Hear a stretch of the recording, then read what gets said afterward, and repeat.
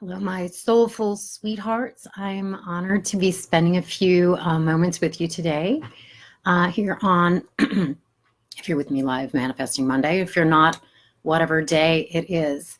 And I want to talk to you about something that was really important and revelatory for me. It's a big subject. We're just going to touch on it here today. And then you can, if it resonates for you, you can be in touch with me, and I'm going to send you a chapter from my book, Manifesting Love from the Inside Out, and send you the chapter about what we're talking about, which is people pleasing, the big subject, and something I worked really hard to understand more about, learn more about, and recover from myself. And it didn't happen until I'd spent a lot of time and a lot of hurt and a lot of suffering in relationships. So I'm going to read a couple of quotes here that I think are really poignant and interesting and can put this in perspective right out of the gate. And I just posted this on Facebook a little bit ago from Mahatma Gandhi. A no uttered from the deepest conviction is better than a yes uttered to please, or worse, to avoid trouble. People pleasers don't like to be in trouble. If you're a pleaser, you know this. Also, this is a really great quote from an 18th century monk. Living in your truth in your heart without compromise. Let me start that over. I think I messed up. Living the truth in your heart without compromise brings kindness to the world. Attempts at kindness that bring compromise to your heart cause only sadness. The truest truth is our lives are a reflection of our inner reality. And if we're not on solid ground within ourselves, what's going to be reflected back to in our life and in our relationships is going to be confusing. It's going to be painful. So it was really a gift for me to get to the point where I realized my life was unworkable. Really brought me to my knees. That can be the universal great awakener, pain. It can be a gift. It can make you realize I need to do something drastically and radically different. So I want to talk more about that. But first of all, I want to go into a few qualities or tenets of people pleasing. And I'm going to maybe share about 15 different line items here. And if you are saying yes to about 5 or 6 of these, then you're going to probably be a people pleaser. So, is taking care of other people important to you? Is the experience of being wanted or needed important to you? Do you often put others' needs before your own? Do you think you need to be perfect in order to be loved? Hi, Tonda. Are you getting your nails done? I'm happy to be with you. Do you think you need to be perfect in order to be worthy of love? Are you deeply affected by what others think of you? Do you change your behavior to ensure other people's comfort or happiness? Do you do everything you can to avoid conflict, challenge, or controversy? Are you afraid to speak your truth? Do you have difficulty asking for what you want or need? Are you out of touch with your feelings? Do you have trouble saying no? Do you experience chronic guilt? Oh, that was a big one for me. It's so painful. Do you take on too much responsibility or try to do too many projects? Do you need to be in relationship in order to feel complete? Have you experienced significant pain in relationships? And do you have a history of being abandoned or betrayed? So again, if you said yes to 5 or 6 of these, you're probably a people pleaser. And so I feel it's important to mention self-sacrifice and compromise can be important things that we do in our relationships. But if this becomes the normal way of being in a relationship, if this becomes how you are most of the time, this isn't going to be a healthy way to live. It's not a healthy way to be in relationship. If you're always giving, if you're a giver, if you're more comfortable giving, which people pleasers are, they tend to attract and manifest takers. Often people pleasers attract narcissists, and that's a whole other challenge and ball of wax that we won't be going into today. Right now, my intention is to support you and really open your mind and heart to this possibility form within yourself. And if you are, to be able to start to make some changes so that you can attract more balanced, healthy friendships and relationships to get you back on solid ground within yourself. Years ago, when I was really hurting, I prayed and I said, God, why does nobody understand me? Why does nobody love and respect me? And what I heard so clearly was, do you understand yourself? Do you love and respect yourself? And the answer to that was absolutely not. So I understood that point. I was going to have to set different intentions for my life. Instead of going out and trying to make other people happy and get my value and identity derived from that, I was going to have to pull my energy back and start to understand who I was, what my truth was, and live from that place. And I have. And so I know it's possible. And life is certainly a lot more fun and enjoyable and beautiful from this posture. So oftentimes what people pleasers, yeah, we still do, don't we, Tonda? We're not 100% recovered, are we? We're people pleasers in recovery. But I've seen you make incredible changes and transformations within yourself, and I know I have in my life. So one of the really important things to consider for a people pleaser is that they're often out of touch with how they feel. They outer reference for who they are and how they feel, rather than inner reference for who they are and how they feel. Again, this is putting us on a very fractured foundation. So I remember being in therapy at once, and my counselor, well, how does this make you feel, Tammy? And I was just like, there was nothing. I didn't feel anything. And that can be an indication that there's a problem. If we don't have a sense of how we feel within ourselves, again, we're going to be contorting. We're going to be playing to the audience. We're going to be moving out of alignment with our soul. Our feelings are about how they're tools to come into alignment with our soul self. Emotion, knowing our feelings, emotion is energy in motion. And being in touch with our feelings supports us in being able to flow. And if we're not, we can get blocked, we can get locked up. And again, this is the foundation for disease, dis-ease. So being in touch with our feelings, being honest with our feelings to and for within ourselves, and be able to speak up about how we feel in relationship with others is such a necessary and important and vital component in empowered relationships and living a healthy life. So the other thing that's interesting to note, pleasers can be very compassionate. They can be very empathetic. They can be very sympathetic. And often it can be challenging or maybe impossible to differentiate between your own personal pain and the pain of those around you, especially the people that you care about. We have this propensity to want to take other people's pain from them so that they don't have to suffer. But it doesn't work. It doesn't work. And now you've got two people in a lot of pain. And that was definitely something that I did. Unconsciously, I was really drawn to people that were hurting. And I'd want to support them in feeling better. I'd want to take their pain from them and heal them. And then I had this unconscious belief that if I could do that, then that would give me value. But again, it doesn't work.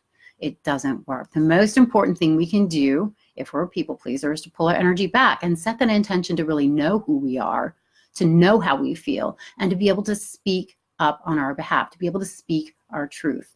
And again, this wasn't something that came naturally to me. It wasn't easy, and it was something that took a lot of intention and time and practice. So a friend of mine once told me when I was talking about being a people pleaser, and she goes, do you know, Tammy, as a pleaser, you're actually a liar? And I found that so insulting. When my greatest intention is to be of service, my greatest desire is to be a helper and healer. But as a pleaser, if we don't know our truth and don't speak our truth, that can make us a liar. If we smile when we're hurting, if we say something's okay when it's not only are we lying, we're betraying ourselves. And that really sets the stage for us to eventually be betrayed by others. Another conversation I was having with God one day, I was like, God, I just want people to like me. I just want people to love me. And he goes, I like you. I love you. Shouldn't that matter the most? That was a mic drop moment. God drops the mic a lot in my meditations and when I have these conversations with him. That really supported me in pulling my energy back and knowing, even if other people didn't think I was awesome or didn't approve of me, God did. And that really helped me start to become a little bit more solid within myself. My sense of self started to shift. I stopped outer referencing so much. And I started to make that relationship with my inner child more important.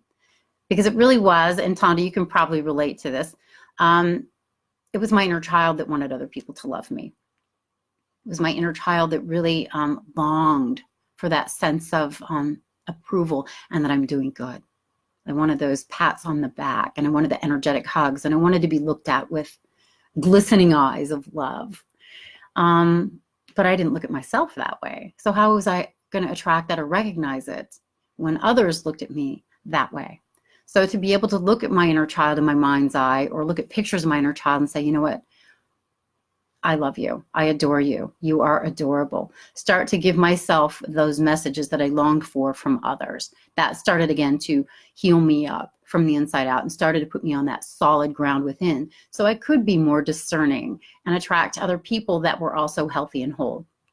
So Tonda, I used to try to heal others because I didn't know how to heal myself. Oh my gosh, that was exactly what I did. I was looking for hurting humans to heal because I felt there was more possibility and potential to heal them than myself. Like on some level, I was a lost cause. I was a completely lost cause. So I looked for the most hurting humans I could find to heal them so that I could give myself a sense of, I guess, deserving to be alive, to earn my place on planet Earth. And it didn't work. And I felt like in a lot of situations, I could unzip myself and give everything that I had, and it still wasn't enough. It would, relationships would work for a while, but when it got to the point where there was absolutely nothing left to give, I was completely depleted, laying on the ground like a wrung out washcloth. The person I was in relationship would be angry with me because I finally quit giving, because there was nothing else to give. And so that was when I would be abandoned and betrayed a lot. Like I was no longer a source for them, a resource for them to be able to use. And again, it was a blessing. It was a gift because it got me to the place of really understanding that I have to pull my energy back and heal myself, just like you said, Tonda. I had to set that intention to pull my energy back and heal my relationship with me. And it was daunting, and it was scary, and it was confusing, and I would have preferred anything in the world other than that. But I had the awareness that my relationships were never going to improve if I didn't say yes to that relationship, if I didn't say yes to my relationship with me. So here's a suggestion as a possible exercise if it resonates for you. Shifting from people-pleasing to personal authenticity, to becoming empowered, to going from being outer referenced to becoming inner referenced. Because there's two ways we can live our lives: victim or empowered, outer referencing or inner referencing, giving our power away or living from our authentic power. And I've lived from both of these postures, and certainly for me, pulling the energy back, living from authenticity, personal truth, knowing myself, and being empowered is a far more enjoyable, prosperous, celebratory way to live. And I want that for you, if you want it for yourself. I want that for as many people as possible, because that's how we create heaven on earth. And we can't take responsibility for anyone else. All we can do is take responsibility for ourselves. And that's another thing that's really important to consider as a people pleaser. You can't save anyone. You can't heal anyone, but you can heal yourself. And from that posture, you can be a touchstone or a light worker for others that want it for themselves. But we can't force or insist. We can't rescue. We can't throw somebody over our shoulder and carry them out of the burning home of their life. We have to give other people the dignity of their process. And again, the most important thing we do is take responsibility for healing up and becoming whole and living from that empowered, aligned posture in our own lives. It's simple, but it's not easy, especially if you came in with this propensity. And I do think it's something that we come in with. You know, some children are empaths and some are not. Some are people pleasers and some are not. I believe I was. I know my sister Tonda was. And if you're still hanging out with me here, maybe you are as well. So this is an exercise that you can sit with and consider yourself if you want to start to become more empowered and become, authentic and whole in your own life. So you would get a notebook out or journal and really consider a past situation here in your life where you have fallen into that people pleaser pattern, where you started to contort and take care of someone else, where you didn't speak up on your behalf. So an example would be when you said yes to someone when it really didn't honor you, or perhaps pushing through a situation when you felt kind of sick, or say some friends have invited you out and you say yes and you don't really want to go, but you do, these are situations where you betray yourself to take care of others. You step out of alignment with your own soul to make others feel better, or because they're important in your life, because you need that reflection back to you that you are good. So then I want you to consider writing down your truth. With each situation or any situation you've listed here, what is true for you regardless of what other people think, what other people would say. So for example, say you said yes to going to a party you didn't want to go to. What is the truest truth here? My intuition clearly told me that this isn't something that honors me, that I was exhausted, that I was fatigued. The self-honoring choice would have been to cancel or to say no in the first place. So it really is about considering what is a really self-honoring way of dealing with a situation where you felt like you made other people more important than yourself. What is the self-honoring choice? And to be able to take that moment to consider it. This exercise supported me in starting to try something on that was radically different than my way of being. Say I get a cold, for instance. And if I look back, why did that happen? I overextended myself. I spread myself too thin. I said yes to too many things and too many people that didn't honor me. So to pull my energy back, and when I'm invited to do things, or when I'm asked to participate, or I actually had a situation where people were wanting me to have them over for dinner, and then I was responsible for creating the whole dinner. When I looked back on that, the more self-honoring choice would have been, let's do a potluck. If everybody... Hi, Brandy, self-honoring choice. That was such an important thing to put into my conscious mind and sit with. What really honors me here? Because I had this dynamic of knee-jerk response, yes, to everything and everyone. If somebody would ask me to do something, it was always yes. I was a yes person, and I was very proud of that. How can I help? How can I be of service? Again, very, very noble. But if you're not on that self-ground of that inner ground of self-love, you're going to be overextending yourself. You're going to be spreading yourself too thin. You're probably going to have some health challenges or accidents or failed relationships. That's just how it works. Because again, outer reality is a reflection of inner reality. If we don't take care of this, that's not going to work. So to pull our energies back and be able to say, or ask ourselves frequently, what really honors me? Oh, that took some time to sit with, because I didn't know the answer to that. So it takes practice, but it starts with the awareness that this is something that we need to do. It's exhausting, and it was a contributor to my chronic fatigue, not just my health challenges, but also the chronic fatigue. So now I'm going to share with you a few keys for becoming your authentic self, to honoring yourself and becoming more true to yourself, your empowered version of you.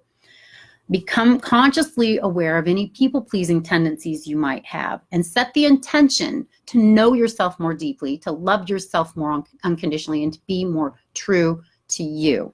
That's a really big one. Learning to say no, thank you, or that doesn't resonate for me, or that doesn't feel right. I used to think when I didn't want to do something, I'd have to come up with this huge list of why I couldn't do something. The most important and empowering thing that we can say when something is a no for us is just to say, no, I've checked in and that doesn't resonate for me. And I also had the awareness when I could say almost anything with love. I could say no, I really care about you and I respect you and I love what you're trying to do here, but as I check in, it's not a fit for me. Instead of confrontation, it's carefrontation, because people pleasers cannot stand confrontation. But when I shifted that to carefrontation, that I can say almost anything with respect and love, that became more palatable for me. So that might resonate for you as well. The other thing people pleasers need to do is to learn to receive graciously. That was hard. As a giver, it was hard to receive. To be able to say, when somebody offers something to you, why, yes, that's so kind and generous of you. Why, yes, thank you. I really understood that I needed to say thank you more often to become a gracious receiver. As a giver, we're out of balance. We manifest takers. Pull energy back and learn to be a gracious receiver. Very uncomfortable, but very, very powerful. So that's another thing that's important to have on your radar and in your conscious awareness, to receive graciously. Because if we can't receive graciously a compliment or kindness or affection from friends or even strangers, how can we expect to be able to receive graciously the gifts, the abundance, the prosperity, the massive, enormous blessings that the universe has for us? We can't. We have to open up that pinch in the middle and learn to receive small things with graciousness, and in order to expand, to be able to receive enormous things with graciousness. So I do think that me practicing and saying, yes, thank you, that's so kind and generous of you, has certainly opened the space for God to pour down his blessings and abundance, prosperity, gifts on me. And my life, I think, is a reflection of that. And I think that everyone is capable of this, but it takes doing the small steps so we can expand into the bigger steps. You know, you've probably heard my quote, we have to crawl before we walk, before we run, before we fly. We have to expand our inner container from a gallon to a 10-gallon to maybe a pond to a lake to the ocean. And the more we do come into balance, the more we attract more balanced human beings and people that are more generous. Giving and receiving is like breathing. People pleasers just exhale. That's not a really healthy way to live, right? We want to exhale, we want to inhale. We want to exhale, we want to inhale. And then we attract other people that are of like vibration, and our relationships become more celebratory, balanced, and whole. So a couple more things. Be willing to be more honest. Be willing to be more authentic, and release the need for approval and perfection. That's a tough one too. But again, to have that awareness and then set that intention is how we start to walk down that path. When you're faced with an important decision, or if somebody asks you to do something, take that moment to say, you know what, I need to sit with this for a little bit. I need to get clear within myself before I commit. Don't just do that knee-jerk commitment and say yes to everything. Really pull back. What is best for me? What really honors me? What feels really good and right for me? That is a really important and powerful thing to do as a recovering people pleaser. Balance is achieved as we learn to speak up on our own behalf and have the courage to tell our truth, to tell your truth. Establish boundaries. That's another big one. Boundaries. That can be a really important piece of the puzzle for people pleasers, because we don't have boundaries. We tend to be enmeshed with others in our environment, and we take on things that don't belong to us. Boundaries are vital. Freedom is experienced when we release expectations and let go of the feeling of responsibility for other people's lives, including their bad moods and disappointments. To not take that on is so important. So as people pleasers, what we need more than anything is to be compassionate with ourselves, and simply to give ourselves permission to be wonderfully, authentically, awesomely, and perfectly human. So I still love taking care of other people. I still love making people smile, but I do it from a place of taking care of myself and being happy with who I am. This is how I give from abundance and overflow rather than from deficit. This is how I give from a place of love rather than fear. And if you're making this shift, you might find certain people go away, but you make that space for the more empowered, healthy relationships to step forward in your life. And this is when life can become more of a celebration. So if any of this resonates for you, if you're interested in getting these bullet points or this exercise from me, I would be happy to email you chapter 10 from my book, Manifesting Love from the Inside Out, about recovering from people pleasing. All you would need to do is send me your email address, and I will get this over to you right away. And I would also be happy to include my boundaries guided meditation for you, because Again, that's a really super important piece of the puzzle, to become aware that we need boundaries and that we need to care for ourselves first and foremost. So again, we're giving from abundance and overflow rather than from internal deficit and fear. When we're aligned, it's sort of like we can become a conduit for love to move through us rather than relying on our own steam. And it's just, again, a more joy-filled way to live. And it really is how we bring more light and love into the world. And I know this is true for me, and I suspect this is true for you. I know this is true for you, Brandy. I bet this is true for you, Tonda. What we want, what people pleasers want at the deepest level, is to be a loving presence in the world, to be generous and kind, and be a light worker. And it is possible. But again, we need to be in that really solid place of alignment with our soul, with source, so that we can be a channel and conduit and vessel for love to flow through. Again, rather than trying to do it from our own steam and from disconnection, we do it from connection. And my intention is really to support you in doing that. It's possible. I'm a living example of that. My sister Tonda is a living example of that. And again, it's such an honor to be able to support you in really aligning and living this more joy-filled life, because you deserve it. You are worthy of it. And as you do it, you will be able to pay it forward and ripple it out. As a wounded healer, which I think a lot of people pleasers are, once we get on that solid ground of self-love, we do naturally become a healer, a healing presence for others. And so if I can support you in any way in getting to higher ground so that you can live your passion, path, purpose in an empowered way, that is my greatest prayer. So yes, Brandy, please private message me your email address. I'll get this over to you. And again, anybody else, if this resonates for you, please email me at tammybphd.com@gmail.com, or just private message me here on Facebook, and I will send over this chapter about recovering from people pleasing and the guided meditation about boundaries.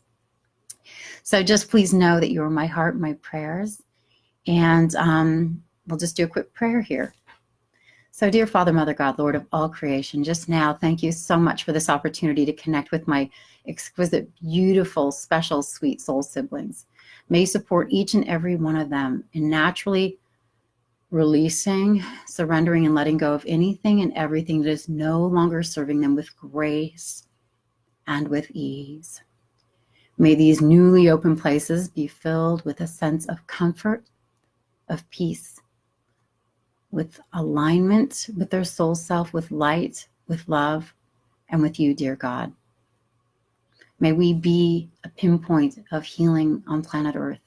May we step more fully into our authentic power and to our relationship with you, dear God, so that you may flow through us in a way that is celebratory and wonderful and beautiful in our own lives as we ripple out celebration and love, comfort and compassion for the planet and others. We thank you for this opportunity to come together for the sake of healing and ascending and growing in our consciousness. We thank you for the gifts, the blessings, the lessons.